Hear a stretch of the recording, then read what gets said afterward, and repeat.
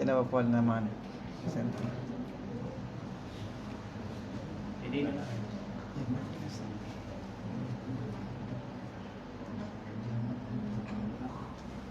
kalau bisa jam 5. Iya. Besoknya ada di sana kan?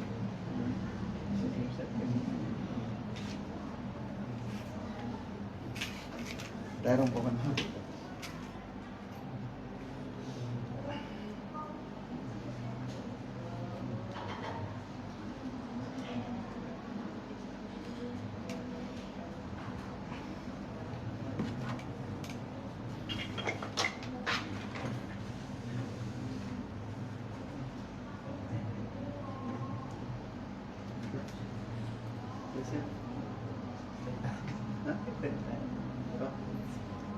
Coba dulu Ustaz. ya. Karena tinggi dulu.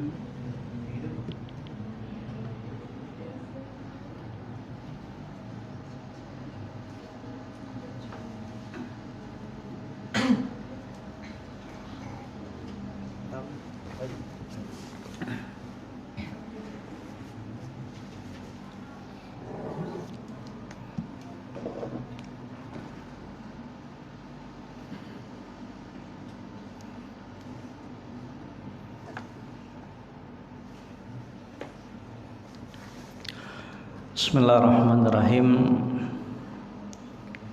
Assalamualaikum warahmatullahi wabarakatuh.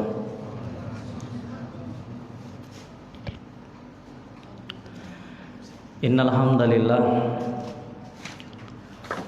nahmaduhu wa nasta'inuhu wa nastaghfiruh wa na'udzu billahi min syururi anfusina wa sayyiati a'malina.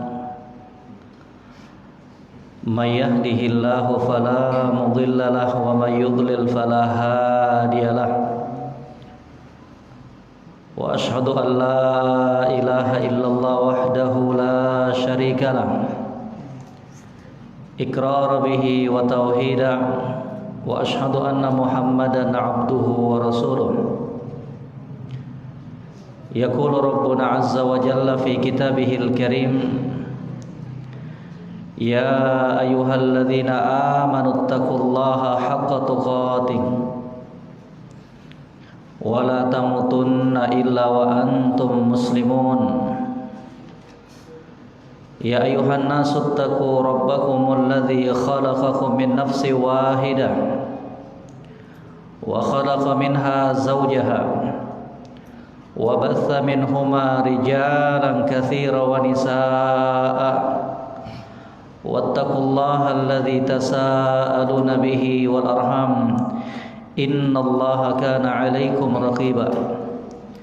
Ya ayyuhalladzina amanu taqullaha wa qulu qawlan sadida yuslih lakum a'malakum wa yaghfir lakum dhunubakum wa may yuti'illaha wa rasulahu faqad faza fawzan 'azima. Amma ba'd, fa inna khairal hadithi kitabullah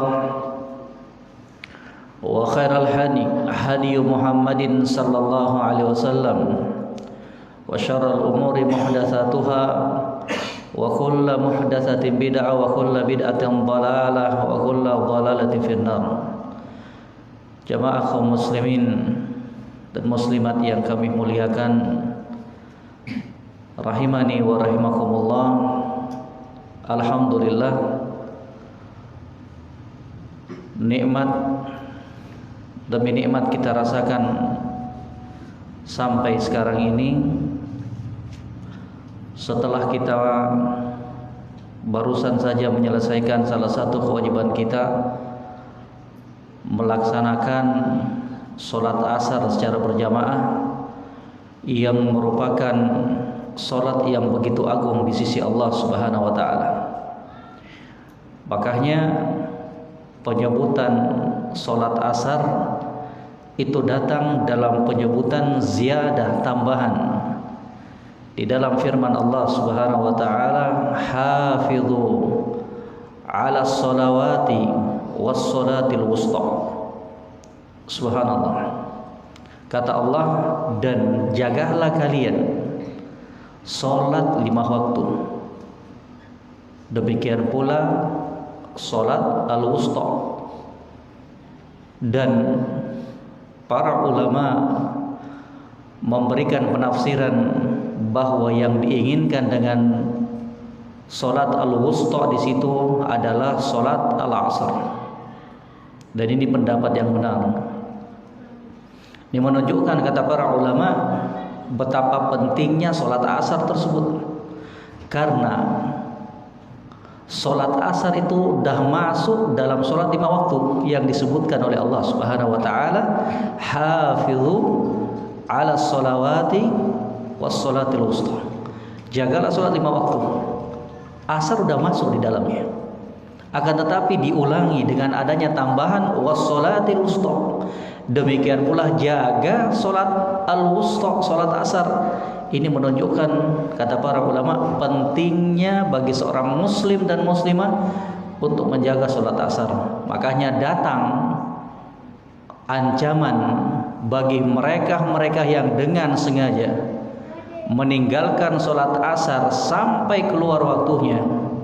Kata Nabi Sallallahu Alaihi Wasallam dalam hadis yang diriwayatkan oleh Imam Ahmad, demikian pula imam yang lainnya, kata beliau Sallallahu Alaihi Wasallam, man tarakal witr muta'ammidan hatta tafutahu faqad habita amaluhu. Subhanallah. Makanya jangan diremehkan salat asar ini. Barang siapa, kata Nabi Sallallahu Alaihi Wasallam, yang meninggalkan salat asar sampai keluar waktunya dengan sengaja, faqad habita amaluh, maka sungguh amalannya akan terhapus. Walaupun para ulama berselisih pendapat ketika menafsirkan terhapusnya amalan yang diinginkan dalam hadis tersebut. Dan pendapat yang benar dari pendapat di kalangan para ulama adalah mereka yang mengatakan barang siapa yang sengaja terus menerus meninggalkan sholat asar, maka akan terputus seluruh amalannya. Adapun orang-orang yang terkadang terluputkan dari sholat asar, meninggalkan sholat asar dan terkadang dia melaksanakannya, maka orang yang seperti ini akan terputus amalan di hari itu saja. Di hari ketika dia meninggalkan sholat asar sampai keluar waktunya. Demikian pendapat yang benar di kalangan para ulama. Jamaah sekalian rahimani wa rahimakumullah. Dan juga di antara kenikmatan tersebut adalah kenikmatan untuk kita bisa sama-sama terus mempelajari agama Allah Subhanahu wa taala. Itu disyukuri, itu dijaga. Betapa besar kemuliaan orang-orang yang menghadiri majelis-majelis ilmu. Orang-orang yang datang menghadiri majelis ilmu di masjid, di rumah-rumah Allah Subhanahu wa taala, itu tentunya tidak akan sama pahalanya di sisi Allah dengan orang-orang yang mengikuti kajian tersebut secara live di rumahnya. Walaupun ini adalah kebaikan juga, kebaikan, ya, akan tetapi untuk mereka-mereka yang mampu mendatanginya, mendatangi kajian tersebut di rumah Allah Subhanahu wa taala, kemudian dia tidak mau mendatanginya dengan alasan ada live, tentunya itu adalah fitnah juga. Ya, beda pahalanya, beda. Ya, mereka tidak akan mendapatkan apa yang disebutkan oleh Nabi Sallallahu Alaihi Wasallam dari 4 keutamaan orang-orang yang datang menghadiri majelis ilmu di rumah-rumah Allah Subhanahu wa taala.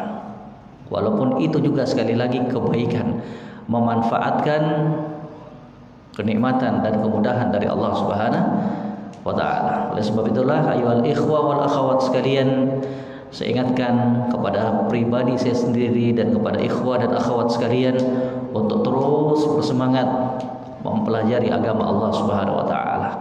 Ingin kebaikan seluruhnya dunia dan akhirat intinya ada pada ilmu agama.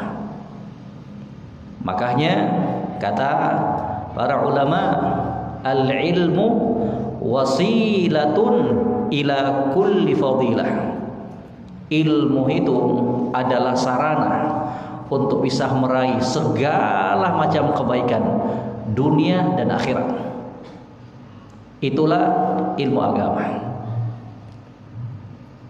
Makanya di suatu hari juga Ali bin Abi Thalib Amirul Mukminin pernah memegang tangan seorang tabi'in yang bernama Kumail ibnu Ziyad An-Nakhai. Dipegang tangannya oleh Ali bin Abi Thalib Amirul Mukminin pada saat itu. Kemudian dibawa Kumail ibnu Ziyad An-Nakhai ini di sebuah tempat yang agak tinggi. Kemudian mulailah Ali bin Abi Thalib menitipkan beberapa pesan kepada Kumail. Kata Ali bin Abi Thalib, "Ya Kumail, al-ilmu khairun minal mal." Wahai Kumail, ketahuilah sesungguhnya ilmu agama itu lebih bagus dibandingkan harta. Al-ilmu yahrusuk, ilmu agama itu yang akan menjaga kamu. Ya, subhanallah. Dengan izin Allah Subhanahu wa taala, ilmu agama itulah yang akan menjaga kita. Gimana maknanya? Tak kala seseorang ingin terjatuh dalam kemaksiatan, dengan ilmu agama yang ada pada dirinya, kemudian dia teringat. Ya kan jemaah sekalian? Wal mal anta tahrusuhu. Adapun harta, wahai Kumail, kamu yang capek menjaganya. Ilmu itu jamaah sekalian nggak perlu kita untuk mempersiapkan berangkas yang terbuat dari baja, tidak. Ilmu agama itu nggak membuat kita sampai bingung dan gelisah ketika hendak tidur. Jangan-jangan ntar malam ada maling, jangan-jangan ntar malam rumah saya kebakaran, habis lenyap harta saya. Ilmu itu di dada. Subhanallah.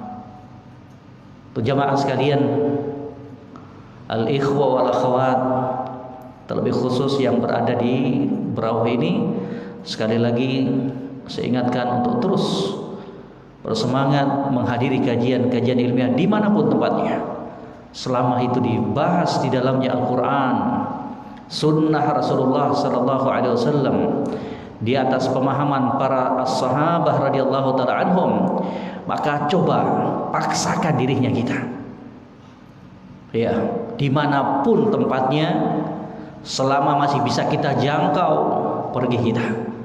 Niatkan semuanya karena Allah Rabbul Alamin, biar kemudian setiap langkah kaki yang kita langkahkan tersebut akan menjadi pahala di sisi Allah Subhanahu wa taala. Agar kemudian waktu yang kita luangkan tersebut akan kita bawa menghadap Allah Subhanahu wa taala sebagai hujjah yang akan memberikan kebaikan kepada kita. Ingat nanti jemaah sekalian, kita akan ditanya tentang waktu umur usianya kita. Ditanya kita. Maka inilah kata para ulama, di zaman ini sebaik-baik waktu adalah waktu yang kita pergunakan untuk menuntut ilmu agama. Di antara sebaik-baik waktu yang dipakai oleh seorang hamba di zaman ini adalah waktu yang dia gunakan untuk menuntut ilmu agama Allah Subhanahu wa taala. Bahwa ini kita jadikan saksi di hadapan Allah Subhanahu wa taala kelak bahwa ya Allah, inilah waktu yang Engkau pernah berikan, anugerahkan kepadaku. Aku gunakan untuk ketaatan kepadamu, untuk aku menghadiri kajian-kajian ilmiah. Alhamdulillah. Kemudian kepada ikhwah sekalian juga, jangan pernah melupakan istri-istri kalian. Ini penting nih, ya. Kalau memungkinkan bawa istri ke tempat pengajian, bawa. Paham ya? Jangan hanya bebankan istri pekerjaan-pekerjaan rumah, ngurus anak, nyuci, masak, jangan. Dukung istrinya kita. Berikan kesempatan juga dia untuk mempelajari agama Allah Subhanahu wa taala. Itu selalu saya ingatkan kepada ikhwah sekalian, yang mampu membawa istri-istrinya ke majelis ilmu, bawa jika memungkinkan. Kalau nggak bisa bawa istrinya, pulang ke rumah, ajarkan apa yang kalian dengarkan. Itu sebagai bentuk dari zakat ilmu yang telah kita dapatkan, diajarkan kepada orang lain. Dan orang yang paling berhak untuk mendapatkan pengajaran dari kita adalah keluarganya kita, istri dan anak-anaknya kita. Ajarkan. Ini deh yang tadi saya dapatkan dalam majelis ilmu. Biar enak. Kalau nanti istri kita menjadi istri yang soleha, siapa juga yang senang? Ya kita juga. Iya. Kalau istrinya kita istri yang memiliki ilmu agama, bekal ilmu agama, itu enak kita untuk merangkai bahtera rumah tangga. Sekali lagi, ini himbauan kepada ikhwah sekalian dan jamaah sekalian, kaum muslimin dan muslimat, al-ikhwah wal akhwat sekalian rahimani wa rahimakumullah. Selain seorang muslim dan muslimah berupaya untuk mempelajari akhlak-akhlak yang baik, akhlak-akhlak yang terpuji, maka di sisi lain mereka pun diperintahkan untuk mempelajari, mengetahui akhlak-akhlak yang jelek. Loh kok bisa? Bukan untuk diamalkan, akan tetapi apa? Untuk kita hindarkan dirinya kita dari akhlak yang jelek tersebut. Karena kata para ulama, kata seorang penyair Arab, araftu syarr la lisyarr walakin litawaqqihi wa man lam ya'rifi syarra minal khair yaqa'u fihi. Kata penyair Arab ini, araftu syarr la lisyarr. Aku belajar, aku mempelajari tentang kejelekan-kejelekan bukan untuk aku amalkan, la lisyarr walakin litawaqqihi, akan tetapi untuk membentengi diriku, untuk menjaga diriku agar tidak terjatuh ke dalam perkara dan akhlak yang jelek tersebut. Wa man lam ya'rifi syarra minal khair yaqa'u fihi. Karena barang siapa yang tidak mengetahui kejelekan, maka dikhawatirkan dia akan terjatuh dalam kejelekan tersebut tanpa dia sadari.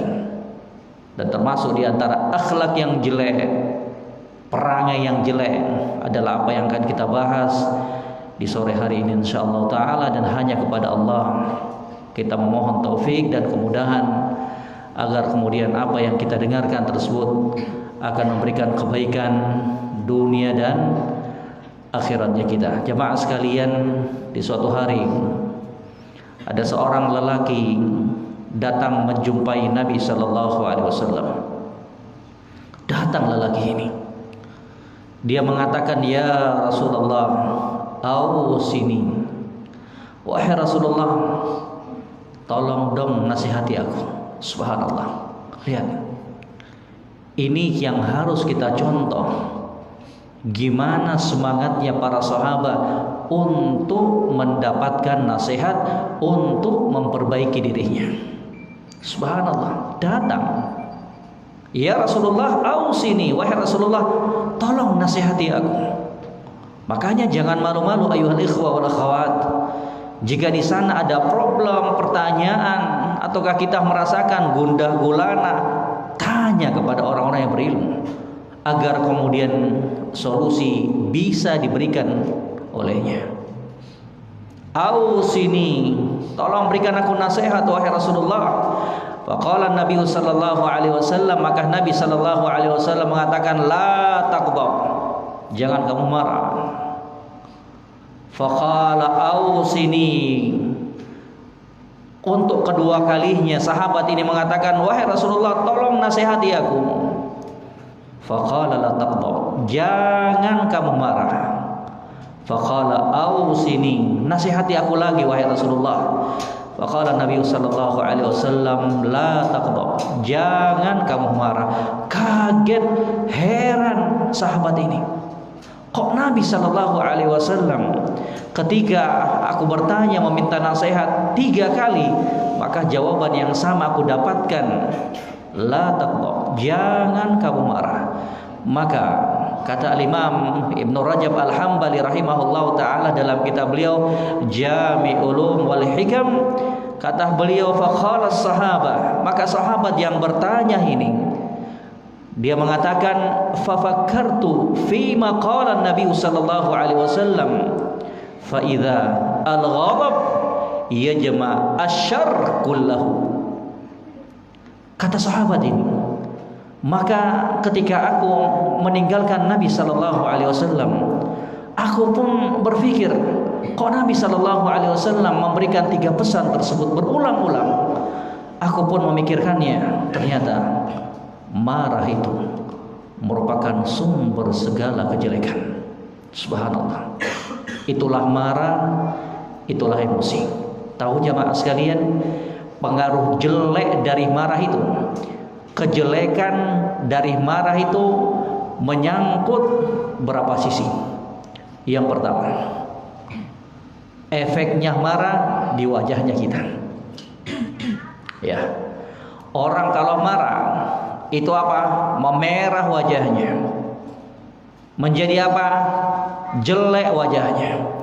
Ada enggak ikhwah ataukah akhwat kaum muslimin dan muslimat di perahu ini kalau marah menjadi ganteng dan lebih cantik? Ada enggak? Kalau ada, nanti hadiahnya umroh. Ya. Coba, kalau ada yang marah makin cakep, kalau ada marah makin cantik, ada enggak? Makanya kata para ulama, jika sekiranya orang yang marah emosi itu kemudian dia bercermin, maka akan reda seketika marah dari emosinya. Kenapa? Karena malunya dia melihat wajahnya yang jelek disebabkan marah tersebut. Itu apa?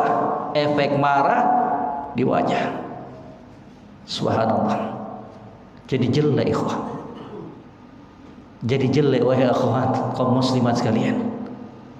Kemudian kata para ulama, efek marah emosi di lisannya kita, mulutnya kita akan keluar efek dari marah tersebut di mulutnya kita, cercaan, makian, kata-kata kotor. Iya kan jemaah sekalian? Itu apa? Karena marah. Berapa banyak perceraian yang keluar dari ucapan seorang suami kepada istrinya, asal muasalnya apa? Emosi dan marah. Ya kan? Iya jamaah sekalian. Sedikit tabrakan saja, senggolan mobilnya, keluar marah, memerah wajahnya, kemudian cacian yang keluar yang ditujukan kepada saudaranya. Subhanallah. Berapa banyak kata-kata yang kurang senonoh jamaah sekalian yang terkadang kita keluarkan kepada istri dan anak-anaknya kita, bahkan na'udzubillah kepada orang tuanya kita, tetangganya kita. Kenapa? Karena kita tidak mampu untuk menahan amarah dan emosinya kita. Apa itu? Efek marah yang timbul dari lisannya kita. Na'udzubillah. Dalam keadaan Nabi sallallahu alaihi wasallam telah mengajarkan kita, seorang mukmin itu bukanlah orang-orang yang selalu mencela, memaki. Demikian pula Allah Subhanahu wa taala telah memerintahkan kita, wa qulu linnasi husna, dan ucapkanlah ucapan yang baik kepada manusia. Ya ayyuhalladzina amanu taqullah wa qulu qawlan sadida. Sering kita dengarkan itu ketika para ustadz ataukah yang lainnya memulai khutbahnya di muqaddimah pembukaannya, sering kita dapatkan ucapan ini. Apakah pernah kita meresapinya? Ya ayyuhalladzina amanu taqullah wa qulu qawlan sadida. Wahai orang-orang yang beriman, yang bertakwa kepada Allah, bertakwalah kalian, takutlah kepada Allah. Wa qulu qawlan sadida, ay qawlan sawaban, qawlan mustaqiman, la wijaja fihi. Demikian Al-Imam As-Sam'ani rahimahullah ta'ala menafsirkan ayat ini di dalam tafsirnya. Ucapkanlah ucapan yang shawab, sadid, yang benar, yang lurus, tidak bengkok ke kiri dan ke kanan, bukan ucapan-ucapan yang jelek. Man kana yu'minu billahi wal yawmil akhir falyakul khairan aw liyasmut. Barang siapa yang bertakwa, beriman kepada Allah dan hari kiamat, maka hendaknya dia ucapkan ucapan yang baik ataukah dia diam. Kita kemanakan ayat-ayat ini jamaah sekalian? Kita kemanakan hadis Nabi sallallahu alaihi wasallam tersebut ketika kita marah, ketika kita emosi? Kita kemanakan? Memuncak kemarahannya, caci maki yang keluar, kata-kata yang tidak pantas keluar dari ucapan seorang muslim dan muslimah. Itu apa jamaah sekalian? Pengaruh, efek buruk dari marah yang nampak di lisannya kita. Kemudian kata para ulama, efek marah juga itu akan nampak dari apa? Al-a'dha, anggota tubuhnya. Makanya disebutkan itu marah itu sumber segala kejelekan. Dia nampakkan dan lampiaskan emosinya, amarahnya dengan anggota tubuhnya. Apa itu? Tendangan? Apa itu? Pukulan? Ya kan jemaah sekalian. Bahkan benda-benda yang mati pun kena sasaran. Ya kan? Kalau sudah emosi, tangannya nggak sampai memukul, akhirnya apa? Asbak melayang, sapu melayang. Kalau nggak dapat semuanya, akhirnya marahnya tersebut dia lampiaskan ke dalam dirinya sendiri. Dia robek bajunya, dia tempeleng wajahnya sendiri. Kenapa? Biar puas melampiaskan emosi dan amarahnya. Naudzubillah. Makanya nanti akan kita sebutkan bagaimana tips-tips untuk bisa meredam emosinya kita itu, insyaallah ta'ala. Ini dulu jamaah sekalian ya, yang harus kita pahami. Kemudian yang berikutnya, efek marah dan emosi itu bisa berakibat dan dirasakan oleh apa? Al-qalb, hatinya kita. Apa itu? Kita akan benci terhadap orang tersebut, kita kemudian akan hasad kepada orang tersebut, iya kan? Coba kalau emosi, marah, dendamnya kita luar biasa kepada orang tersebut. Itu apa? Efek marah yang disebabkan ya dan dirasakan oleh hatinya kita. Berarti apa? Marah itu efeknya bisa dirasakan apa? Oleh apa? Wajah, apalagi lisan, mulutnya kita, kemudian apalagi ayo ikhwah, anggota tubuhnya kita, kemudian apalagi hatinya kita. Rusak semuanya disebabkan satu akhlak yang jelek ini, marah, emosi yang tidak bisa kita tahan. Ya subhanallah. Kalau begitu Ustaz nggak boleh marah ya? Ya, diam aja terus. Nggak demikian juga. Ya, marah itu ada dua jenis. Ini yang harus kita dudukkan dan pahami. Ada yang pertama, kata para ulama, al-ghadab al-mahmud, marah yang terpuji. Kapan itu? Ketika syiar-syiar Allah Subhanahu wa taala, ketika agama Allah Subhanahu wa taala dilecehkan, itu harus dan wajib kita marah. Kalau enggak marah, kata para ulama, ya dulu ala dha'fil iman. Kalau ada orang yang agamanya dilecehkan, syiar-syiar Islam kemudian direndahkan, kemudian dia enggak marah, itu menunjukkan lemahnya iman yang ada pada dirinya. Ini apa? Akhlak yang terpuji dari sifat marah. Sekali lagi, marah itu tidak tercela secara mutlak. Tidak semuanya marah itu tercela. Ada marah yang terpuji. Kapan itu? Ketika apa? Agama Allah Subhanahu wa taala, syiar-syiar Allah Subhanahu wa taala direndahkan, dilecehkan dan dirusak.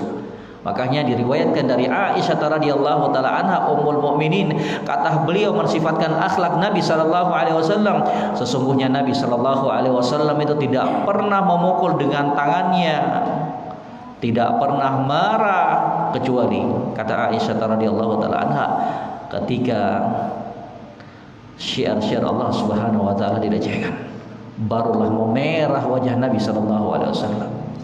Nabi dihina, diam. Nabi diludahi, diam. Subhanallah. Kenapa? Karena pada masa itu Islam baru ada. Beliau ingin menunjukkan bagaimana akhlak Islam itu. Akan tetapi ketika agama Allah Rabbul Alamin dicela, direndahkan, maka muncullah Rasulullah sallallahu alaihi wasallam sebagai sosok yang memberani. Subhanallah. Kemudian yang kedua jamaah sekalian, al-ghadab al-madmum, marah yang tercela. Apa itu? Kata para ulama, wa huwa ma kana fi sabilil batil wasyaitan kal hamiyatil jahiliyah wal intisar lin nafs au li amrin min umurid dunya az-zailah. Gimana sih seseorang itu bisa dikatakan marahnya tersebut marah yang tercela? Kata para ulama, jika marahnya tersebut timbul disebabkan karena perkara-perkara yang batil dan dari jalan-jalan syaitan. Seperti apa? Ingin membela dirinya, ingin membela sukunya. Suku saya direndahkan, maju dia, marah. Giliran agamanya direndahkan, dia baca. Ya. Mobilnya ketabrak, emosi dia, marah dia. Ya gak ada orang yang menghendaki tabrakan itu, jamaah sekalian. Ya gak ada orang sama sekali mau tabrakan. Makanya kalau tabrakan, disenggol, jangan marah. Jangan marah. Ya, katakan apa? Qaddarallah wa ma syafa'an. Semuanya terjadi dengan takdir Allah Subhanahu wa taala. Jangan kemudian keluar caci maki, apalagi sampai memukul orang tersebut. Dia juga nggak menginginkan untuk tabrakan itu terjadi. Tidak menginginkan sama sekali. Ya bahkan bisa jadi jamaah sekalian, bisa jadi sikapnya kita yang lemah lembut tersebut membuat dia tertarik terhadap Islam ini kalau dia orang kafir, ataukah akan menjadi lebih bagus keadaannya ketika dia adalah seorang muslim. Dia akan berpikir, kok orang ini baik sekali ya. Ya, itu kan bagian dari dakwah dengan perbuatan, dan itu kadang kata para ulama lebih cepat menyentuh orang lain dibandingkan dakwah dengan ribuan retorika, ucapan-ucapan. Subhanallah. Ini yang harus diperhatikan jamaah sekalian.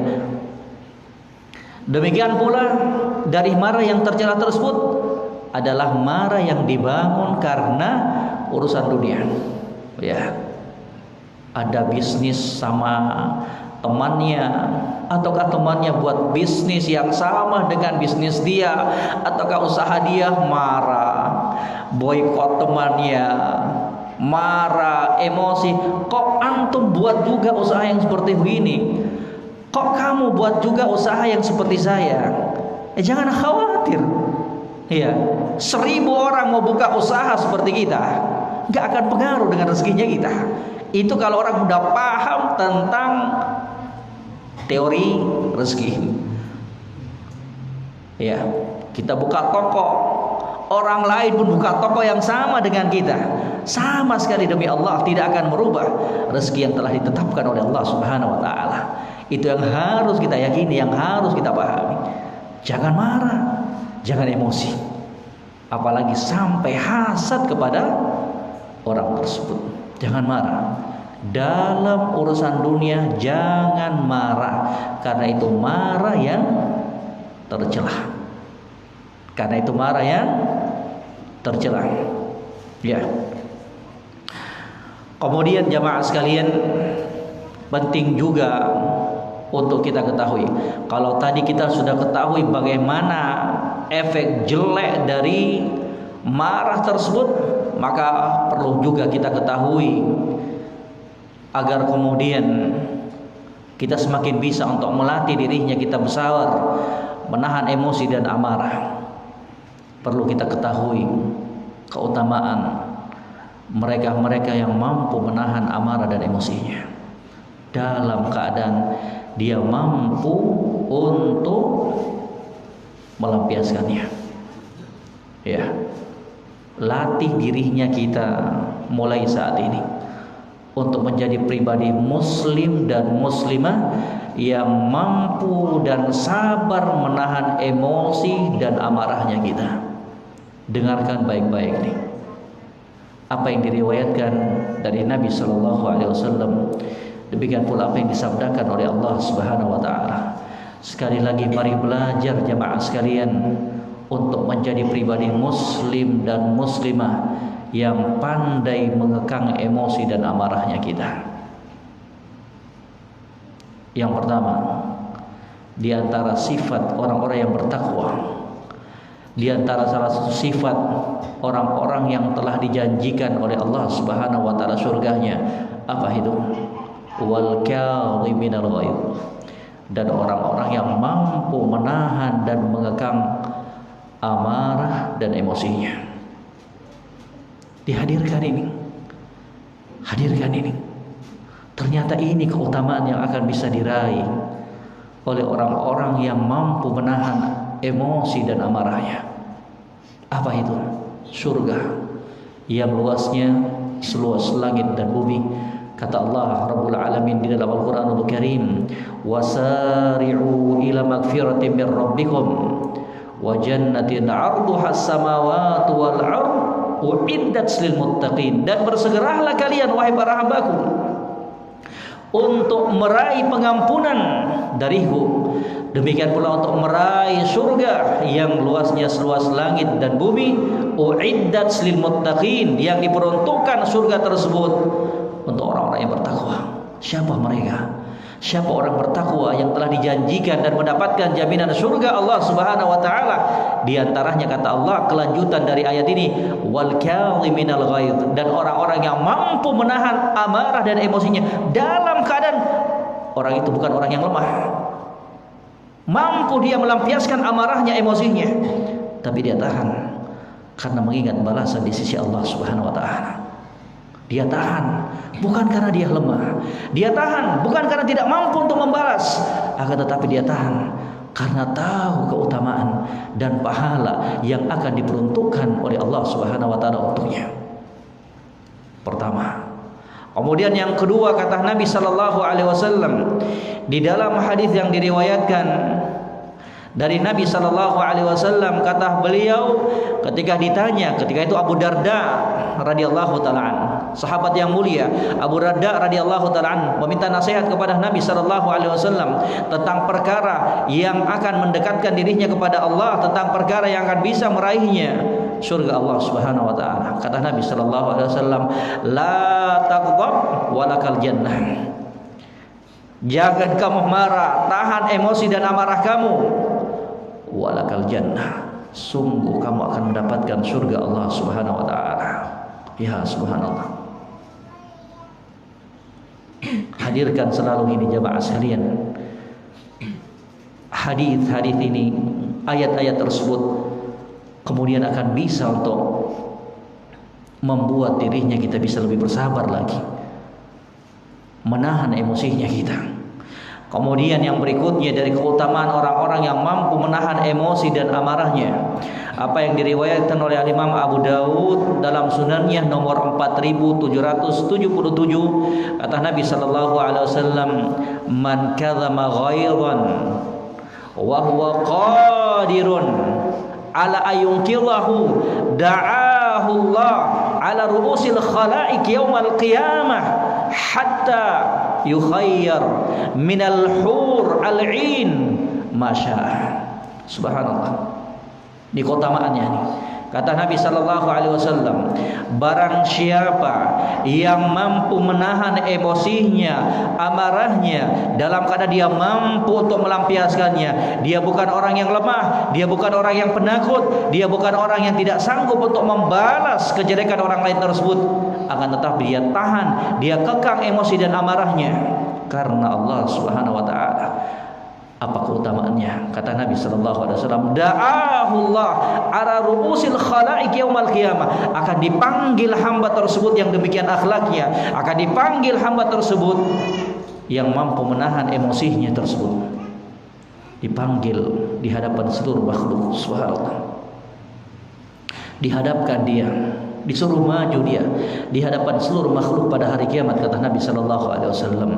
Kemudian Allah Subhanahu wa taala mengatakan, wahai hambaku, silakan pilih bidadari mana saja yang kamu inginkan. Ya subhanallah, bidadari, jemaah sekalian tahu ya, bidadari cantiknya luar biasa. Baru tersingkap saja selendangnya bidadari sudah bisa menyinari apa seluruh dunia. Baru apa selendangnya, subhanallah ya, itu bidadari. Disuruh pilih kita, suruh pilih oleh Allah Subhanahu wa taala. Silakan pilih bidadari mana saja yang kamu inginkan, ya subhanallah. Kemudian yang keempat, dari dalil yang menunjukkan keutamaan orang-orang yang mampu menahan emosi dan amarahnya, kata junjungan kita Nabi Muhammad sallallahu alaihi wasallam, laisa syadidu bis-sur'ah, innamas syadidul ladzi yamliku nafsahu indal ghadab. Bukanlah orang yang kuat itu, bukanlah orang yang jago itu, bukanlah orang yang hebat itu, orang-orang yang setiap berduel, berkelahi, berantem, menang terus. Bukan itu yang kuat pada hakikatnya. Kata Nabi sallallahu alaihi wasallam, alladzi yamliku nafsahu indal ghadab. Akan tetapi orang yang kuat itu, orang yang jago itu, orang yang hebat itu, kata Nabi sallallahu alaihi wasallam, adalah orang yang mampu menahan amarah dan emosinya karena Allah Subhanahu wa taala. Mari belajar sekali lagi jemaah sekalian untuk menjadi pribadi-pribadi yang mampu menahan emosi dan amarahnya kita. Kalau pulang ke rumah, ya, pulang ke rumah, masuk rumah, lihat rumah berantakan, jangan ngamuk, jangan marah-marah sama istri dan anak-anaknya kita. Ngapain juga marah sama mereka, ya kan? Kalau nggak mau rumahnya berantakan, jangan bikin anak, ya. Kalau nggak mau lihat ya istrinya yang tidak punya kekurangan, ya jangan nikah. Ya namanya wanita. Kalau ada perkara-perkara jamaah sekalian yang membuat emosinya kita terpancing karena ulah anak kita, sabarkan dirinya kita. Belajar kita untuk menyabarkan dirinya kita. Kalau ada ulah dari istrinya kita yang kurang menyenangkan hatinya kita, sabar, didik mereka dengan kebaikan, didik mereka dengan kelemah lembutan, bukan dengan marah dan emosi. Kata Nabi sallallahu alaihi wasallam, istausu bin nisa khairan. Nasihati istri-istri kalian itu dengan kebaikan, dengan ucapan yang lembut, karena memang mereka dasarnya itu diciptakan dari tulang rusuk yang bengkok. Ya mau diapain lagi? Yang mereka butuhkan arahan, yang mereka butuhkan kata-kata yang lembut untuk kita didik mereka, istri dan anak-anaknya kita. Jangan sedikit-sedikit ada anak berbuat salah langsung cacian, makian, langsung tangan yang main. Naudzubillah. Jangan. Pernah tuh jemaah sekalian, pernah tuh ada seorang lelaki di zaman Nabi Shallallahu Alaihi Wasallam yang memukul anaknya. Kemudian dia nggak tahu, dipegang tangannya oleh Nabi Shallallahu Alaihi Wasallam dari belakang. Kemudian kata Nabi Shallallahu Alaihi Wasallam, sesungguhnya Allah Subhanahu Wa Taala Maha mampu untuk membalas perbuatan kamu dari apa yang telah kamu lakukan kepada anak kamu. Anak kita masih kecil, nggak tahu apa-apa mereka. Kita mau marahin mereka, kita mau emosi kepada mereka, nggak tepat jemaah sekalian.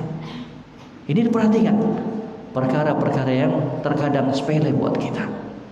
Ya, demikian pula sekali lagi tanamkan akhlak yang mulia ini kepada tetangganya kita, kepada teman-temannya kita, kepada sahabatnya kita.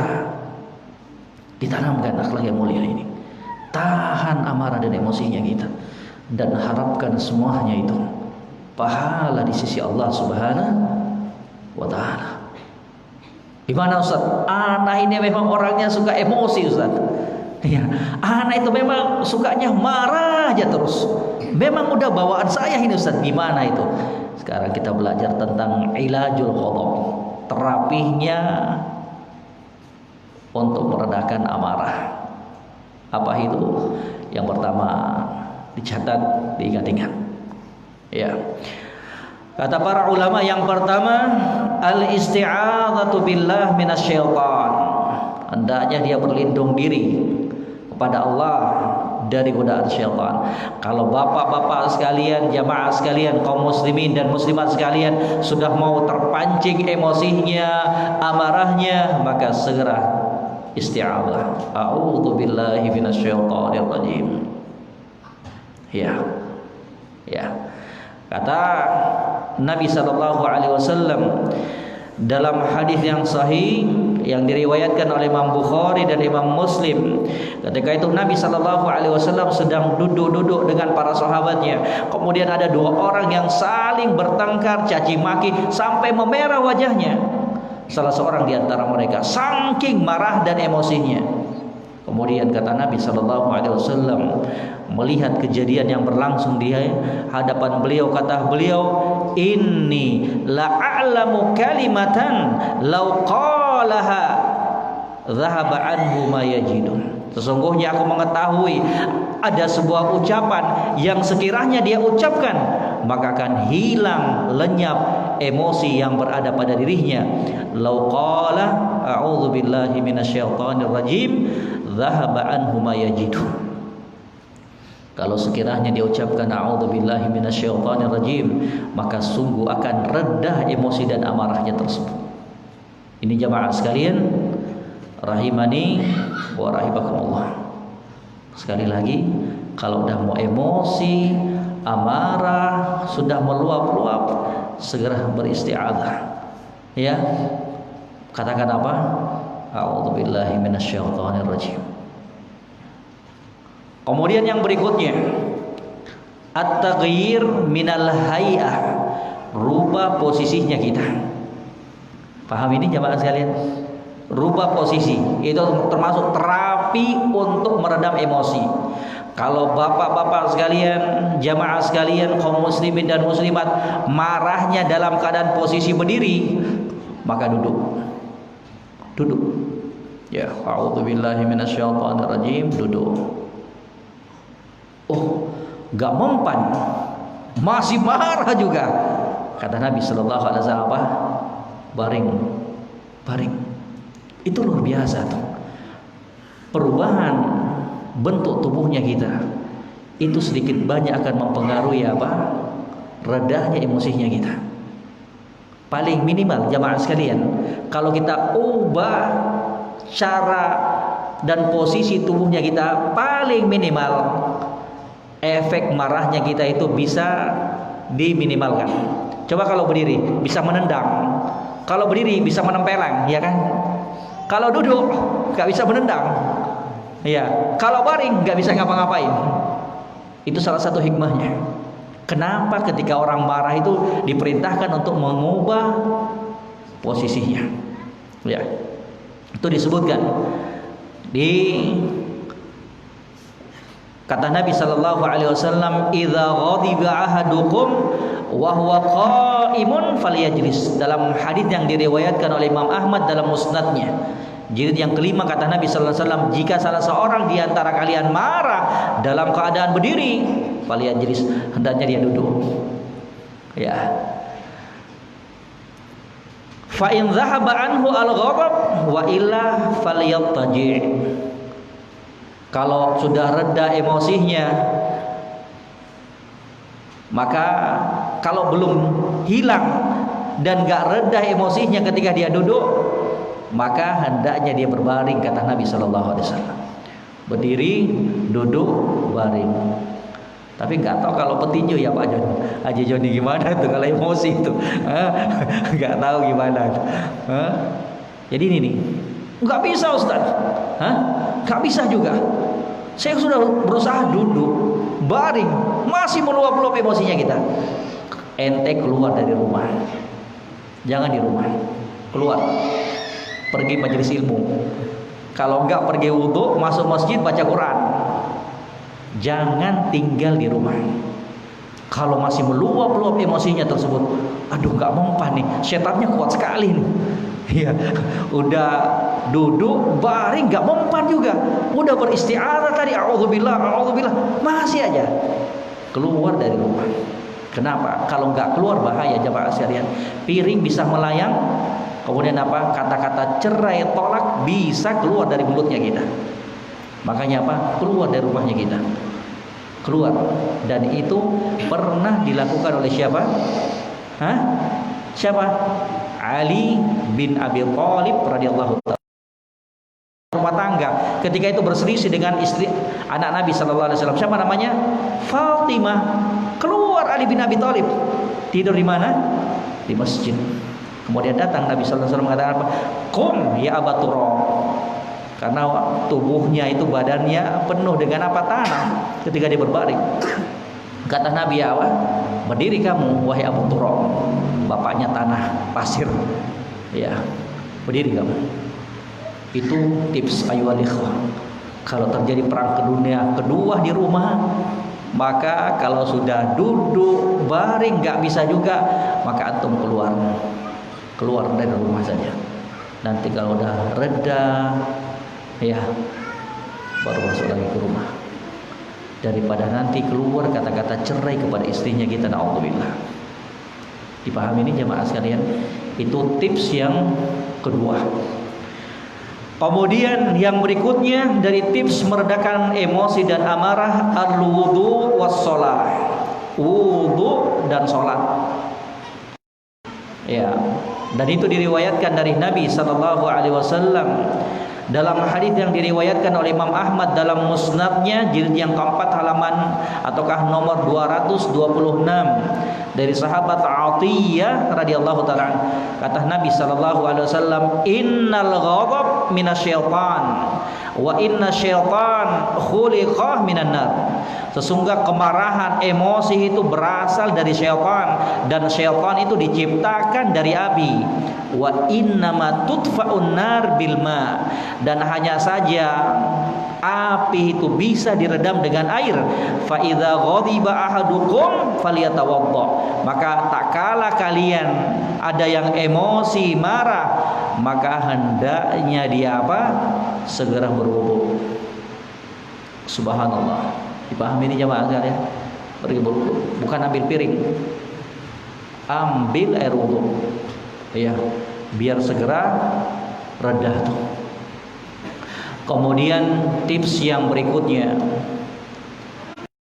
ulama tadzakkur thawab man yakzim ghaidhahu.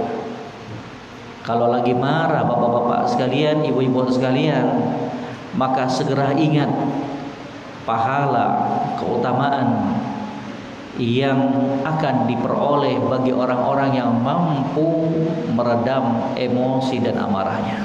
Itu penting sekali itu. Ya. Kalau marah, sudah emosi, ya, segera beristi'adzah, a'udzubillahi minasyaitonirrajim, lalu ingat, subhanallah. Ingat pahala yang akan didapatkan bagi orang-orang yang mampu menahan emosi dan amarahnya karena Allah Subhanahu wa taala. Ya. Kemudian juga di antara tipsnya tersebut, kata para ulama, as-sukut, diam. Ketika emosi, marah, meluap-luap, berapi-api, maka diam. Jangan ikuti emosinya kita itu dengan lisannya kita dan anggota tubuhnya kita.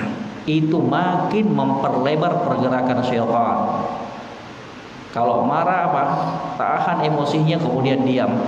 Karena orang yang ketika marah itu akan keluar dari ucapan-ucapannya, dari perbuatannya yang tidak terpuji. Ini jamaah sekalian rahimani wa rahimakumullah, ya, apa yang bisa kita sampaikan di kesempatan yang berbahagia ini. Dan untuk selanjutnya, karena masih ada pengajian nantinya di antara maghrib dengan isya, kalau nggak salah di Masjid At-Taqwa, yaitu Insyaallah taala semoga Allah mudahkan kita semuanya. Kita akan bahas tentang wasiat-wasiat yang agung yang semoga akan memberikan kemanfaatan untuk kita semuanya. Kita cukupkan di sini. Kalau ada pertanyaan dari ummahat silahkan ditulis. Demikian pula dari ikhwah sekalian silahkan ditulis. Ya, pertanyaan-pertanyaan seputar permasalahan ini ataukah di luar tema pembahasannya kita, wallahu taala alam.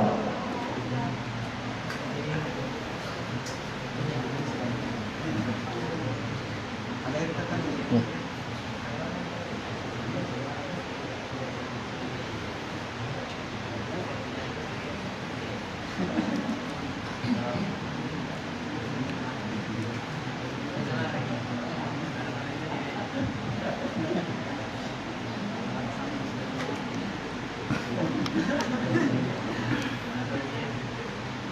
Kalau nggak ada yang bertanya, saya bertanya.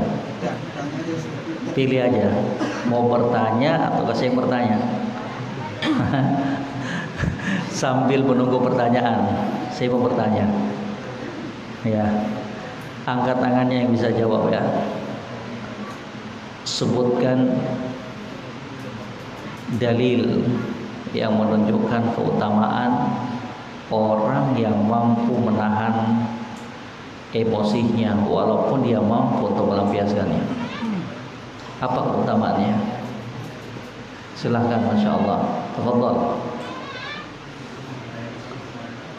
Irfa sautak, dikeraskan suaranya biar yang lainnya dengar.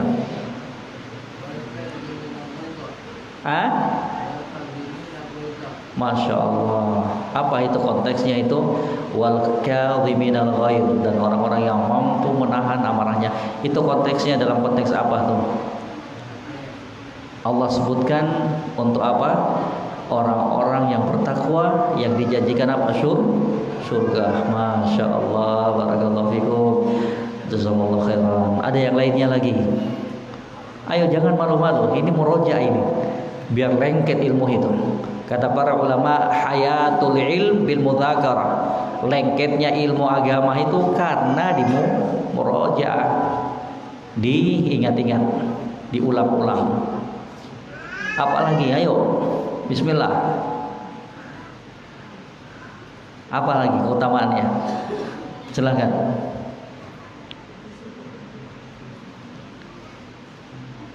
Barang siapa mampu menahan emosinya dalam keadaan ia mampu melampiaskannya, maka ia akan dipanggil di akhirat di hadapan seluruh makhluk. Kemudian Allah tanyakan kepadanya, Allah suruh untuk, wahai hambaku, pilihlah bidadari yang mana saja yang kau mau. Masya Allah, luar biasa, ya kan? Kata Nabi Sallallahu Alaihi Wasallam, man kadzama ghaidhan wa huwa qadirun ala ayyukidahu da'ahu Allah ala ru'usil khalaiq yaumal qiyamah hatta yukhayyar minal hur al-'in masya.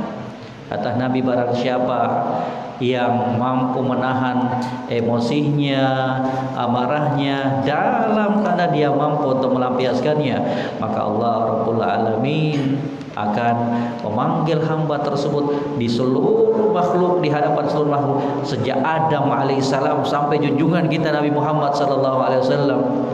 Coba bayangkan, luar biasa, keutamaan yang besar. Kemudian dikatakan, wahai hambaku, silakan kamu pilih bidadari mana saja yang kamu inginkan. Subhanallah. Makanya mau bidadari, tahan emosi, tahan amarahnya kita. Ada yang lainnya lagi? Silahkan. Apa lagi dari keutamaan orang-orang yang menahan emosinya?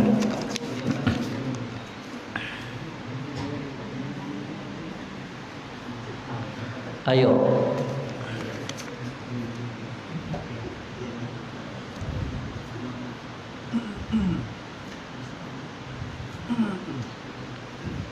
Ayo. Hah? Apa lagi? Banyak tadi tuh. Hah? Apa? Ayo. La taqdab walakal jannah. Diingat itu. Ya paling minimal satu hadis sudah diingat. Ya, sebagai modal untuk bisa meredam emosinya kita. La taghdab walakal jannah. Jangan kamu marah, bagimu surga. Subhanallah. Singkat padat, tapi mengamalkannya sulitnya minta ampun. Iya. Iya.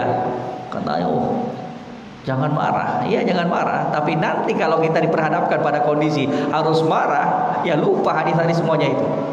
Makanya ganjarannya juga luar biasa jamaah sekalian. Ya. Ini ada pertanyaan nih, bagaimana hukum marah kepada siswa untuk membuat mereka memahami pelajaran karena ada beberapa siswa yang tidak bisa diberitahu dengan lembut. Ini pertanyaan yang bagus. Ya. Boleh nggak kita marah ketika kita ngajar? Ya, jawabannya boleh. Selama dalam batasan-batasan yang dituntunkan syariat. Nabi itu, jamaah sekalian, kalau mengajarkan kepada para sahabatnya, terkadang beliau marah pada beberapa kondisi. Dipahami ini jamaah sekalian? Ya, marah pada kondisinya itu tidak tercela. Di antaranya marah pula yang disebutkan oleh para ulama adalah marah ketika mendidik. Untuk apa? Mendapatkan hasil yang lebih bagus. Nabi terkadang, sekali lagi acuannya itu, Nabi terkadang itu marah ketika apa? Mengajarkan beberapa pelajaran kepada para sahabat. Di antaranya apa? Ketika ada salah seorang sahabat sholat mengimami para makmum di belakang, panjang bacaannya. Iya. Kemudian ada yang mengadu kepada Nabi Sallallahu Alaihi Wasallam, ya Rasulullah, tadi yang jadi imam itu luar biasa panjangnya. Kata Nabi Sallallahu Alaihi Wasallam ketika menemui orang tersebut, kata beliau, apakah kamu ingin membuat fitnah di tengah manusia? Kalau kamu sholat sendiri silakan, mau sampai bengkak kakinya silakan. Tapi kalau kamu menjadi imam, maka ingat di belakang kamu itu ada anak kecil. Di belakang kamu itu ada orang lemah, di belakang kamu itu ada orang tua. Ya. Itu panjangnya dulu memang satu surat kadang dibaca jamaah sekalian. Ya. Ya, panjang sekali. Makanya ditegur oleh Nabi Sallallahu Alaihi Wasallam. Demikian pula kisahnya salah seorang sahabat Nabi Sallallahu Alaihi Wasallam, kalau nggak salah yang bersama Usama, ketika beliau itu membunuh seorang kafir yang dia itu ketika bertemu dengan Usama bin Zaid ini mengucapkan apa? Syahadat. Kemudian inisiatif Usama bin Zaid ini mengatakan ini orang kafir hanya mengucapkan syahadat ini dalam rangka untuk menyelamatkan dirinya dari kematian. Kemudian dilaporkan juga kepada Nabi Sallallahu Alaihi Wasallam. Kata Nabi Sallallahu Alaihi Wasallam, begitu marahnya Nabi. Kemudian kata beliau, apakah kamu telah bisa menebak apa yang berada di isi hatinya?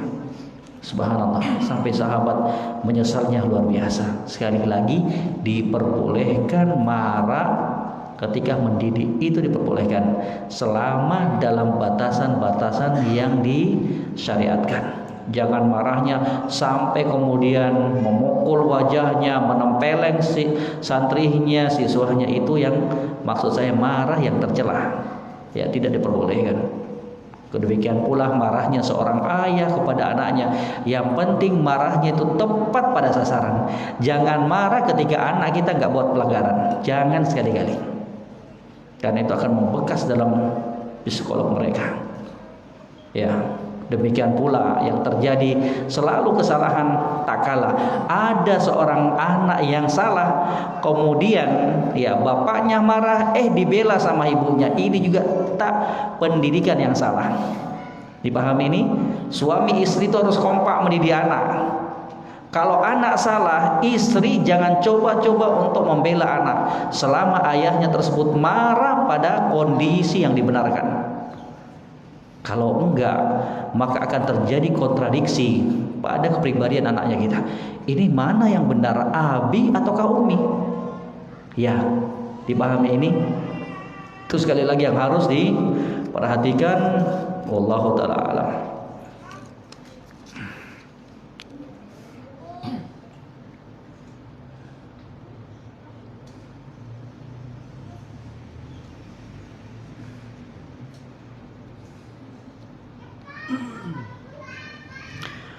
Bagaimana hak wanita muslimah saat bisa menahan amarah?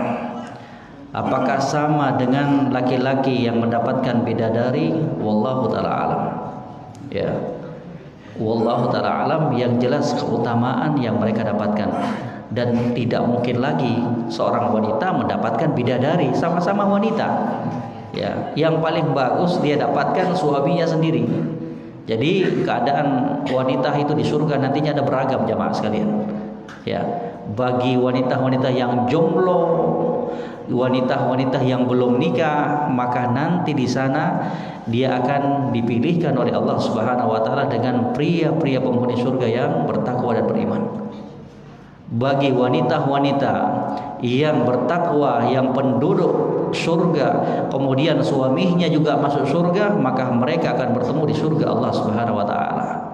Bagi wanita-wanita yang ditinggal mati oleh suaminya, kemudian sang wanita tersebut masuk ke dalam surga, suaminya dicelupkan ke dalam neraka, maka Allah Subhanahu wa taala akan pilihkan dia lelaki yang lain yang bertakwa kepada Allah Subhanahu wa taala. Dipahami ini jamaah sekalian? Nah, sekali lagi wallahu taala alam, yang jelas wanita muslimah yang bisa menahan amarah dan emosi juga akan mendapatkan keutamaan-keutamaan di sisi Allah Subhanahu wa taala pada hari kiamat. Jadi pengkhususan tersebut ya untuk menahan amarah dan emosi, walaupun khitabnya itu selalu pakai konteks domir laki-laki, akan tetapi itu umum semuanya, berlaku untuk apa? Pria dan wanita. Perintah untuk menahan emosi dan amarah itu berlaku hukumnya untuk pria dan wanita. Bismillah Pak Ustadz, apa hukumnya kalau kita ikut di dalam bisnis multilevel MLM? Jawabannya tidak diperbolehkan. Ya, makanya hati-hati dalam permasalahan ini, karena beragam bentuknya itu. Ya, terkadang kita diharuskan untuk membelanja beberapa produk dulu dalam keadaan kita nggak membutuhkannya untuk memburu poin-poin yang telah ditetapkan. Ini termasuk di dalamnya itu baik yang jual beli yang dilarang. Demikian pula terkadang kita memakan dari harta-harta orang lain yang bukan menjadi haknya kita. Wallahu ta'ala alam. Assalamualaikum Ustaz, bagaimana sikap kita jika orang tua kita berbuat maksiat? Bolehkah kita marah? Jangan marah, tidak diperbolehkan. Na'udzubillah.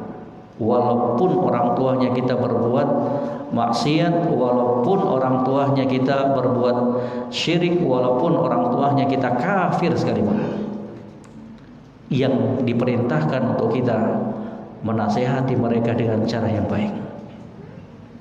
Cara yang baik, nasihati. Gak mempan Ustaz, doakan mereka dalam sujudnya kita, doakan mereka di dalam solat-solat kita di tengah malam, doakan mereka di waktu-waktu yang mustajab. Jangan pernah untuk mengangkat suaranya kita di hadapan mereka. Doakan. Amar ma'ruf nahi mungkar tetap kita kerjakan, tetap kita tegakkan kepada orang tuanya kita sebagai bentuk sayangnya kita kepada mereka. Ketika mereka berbuat maksiat, maka dinasihati dengan cara yang baik. Gak mampu, ya sudah, lepas tanggung jawabnya kita. Ya, lepas tanggung jawabnya kita. Tersisa bagi kita selaku anak untuk terus mengingatkan dengan lemah lembut, terus mendoakannya. Kata Allah Subhanahu wa taala, wa qul lahuma qawlan karima. Dan untuk kedua orang tua kamu, maka rendahkan suara kamu, ucapkan ucapan yang baik. Ya, jangan sekali-kali membentak mereka. Wala taqul lahuma uffin wala tanharhuma. Kata Allah Subhanahu wa taala, jangan pernah kalian mengatakan kepada mereka. Itu saja, diharamkan di dalam Islam untuk kita layangkan kepada orang tuanya kita. Na'udzubillah. Kalau sampai kita tega untuk memarahi mereka, na'udzubillah. Jangan. Dipahami ini jemaah sekalian? Ya. Karena demi Allah, walaupun kebaikan gimana pun bentuknya, sebesar apapun demi Allah, tidak akan bisa untuk membalas kebaikan kedua orang tuanya kita, terlebih khusus ibunya kita. Di suatu hari jamaah sekalian, ada seorang lelaki yang soleh dari negeri Yaman, itu membawa dan menggendong ibunya untuk melaksanakan haji Islam. Bayangkan Yaman dengan Saudi. Kalau kami naik bus dari Yaman ke Saudi itu sekarang kurang lebih 20 jam bus. Kalau naik pesawat ya kurang lebih 50 menit naik pesawat terbang. Tapi dulu nggak ada pesawat, dulu nggak ada mobil, digendong ibunya, naik hewan tunggangan, entah berapa lama, gurun pasir, nggak ada penunjuk jalan, nggak ada lampu merah, ngerinya luar biasa. Sampai di Ka'bah, dia pun gendong ibunya untuk tawaf. Sampai di situ, dia udah laki-laki soleh dari Yaman ini melihat Ibnu Umar radhiyallahu taala anhu. Dia ingin curhat kepada Abdullah ibnu Umar. Wahai Abdullah ibnu Umar, apakah kamu menilai bahwa apa yang kulakukan ini sudah bisa membalas segala kebaikan ibu saya? Subhanallah. Dengan jerih payahnya sang anak tadi menggendong ibunya, memapah ibunya. Kata Abdullah bin Umar, la walau bizafratin wahidah. Tidak, kamu belum bisa membalas kebaikan ibu kamu. Walau bizafratin wahidah, walaupun untuk membalas satu tarikan nafas ibu kamu ketika melahirkan kamu. Ya subhanallah, subhanallah. Kemudian apakah pantas jamaah sekalian kita berlaku demikian kepada orang tuanya kita, terlebih khusus kepada ibunya kita? Makanya kalau di antara kita Allah masih panjangkan umur ibunya kita, manfaatkan sebaik-baiknya. Jangan pernah menggores hati mereka, jangan coba melukai hati mereka. Demi Allah, istri bisa kita cari ganti kalau meninggal, kalau kita cerai. Anak bisa kita buat lagi insyaallah ta'ala dengan izin Allah. Tapi orang tuanya kita, kemana kita mau cari? Ibunya kita, kemana kita mau cari jamaah sekalian? Orang yang paling berjasa dalam kehidupannya kita, dengan sebab mereka kita hadir di muka bumi ini. Apakah demikian? Apakah demikian cara kita membalas terhadap kebaikan kedua orang tuanya kita? Kata Nabi SAW ketika kedatangan seorang lelaki, ya Rasulullah, man ahaqqun nas bi husni sahabati. Wahai Rasulullah, siapa sih manusia yang paling berhak untuk aku berbuat baik kepadanya? Kata Nabi SAW, ummuk, ibu kamu. Thummaman, siapa lagi wahai Rasulullah? Selanjutnya ummuk, ibu kamu. Thummaman, siapa lagi wahai Rasulullah? Ummuk, ibu kamu. Thummaman, abuh. 3 kali diperintahkan oleh Nabi SAW, ibu kamu, ibu kamu, ibu kamu. Itulah orang yang paling berhak untuk kamu berbuat baik padanya. Jangan sampai karena ada perbuatan, ucapan ibunya kita yang melukai hati kita, kemudian kita tega-teganya untuk memutuskan silaturahmi dengannya. Jangan sampai kecintaan kita yang terlalu besar kepada istri dan anak-anaknya kita kemudian melupakan jasa dan kebaikan serta kecintaan kita terhadap ibunya kita. Na'udzubillah.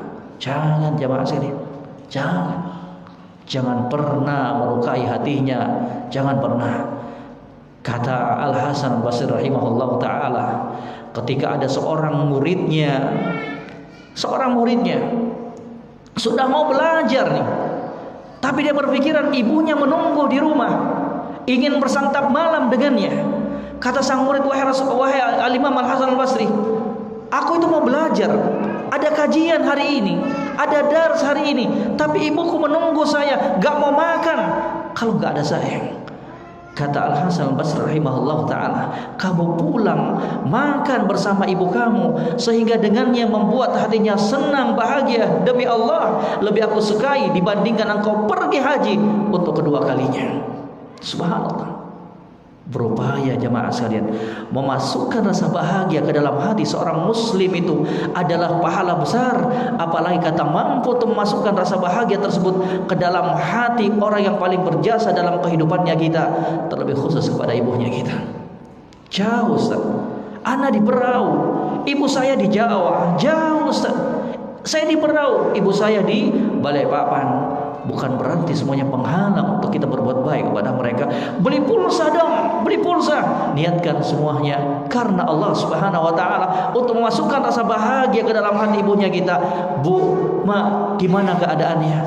Itu bagi kita sepele, tapi tidak demikian dengan kedua orang tuanya kita. Kirimkan mereka hadiah, itu terkadang sepele di matanya kita, akan tetapi tidak demikian dengan kita jemaah sekalian. Tidak demikian dengan apa yang dirasakan oleh kedua orang tuanya kita. Subhanallah. Sekali lagi, tahan emosinya kita, tahan amarahnya kita. Ustaz, bapak saya masih demikian dan demikian. Sabar. Amar ma'ruf nahi munkar, dengan akhlaknya kita, dengan tutur katanya kita yang lembut kepada mereka.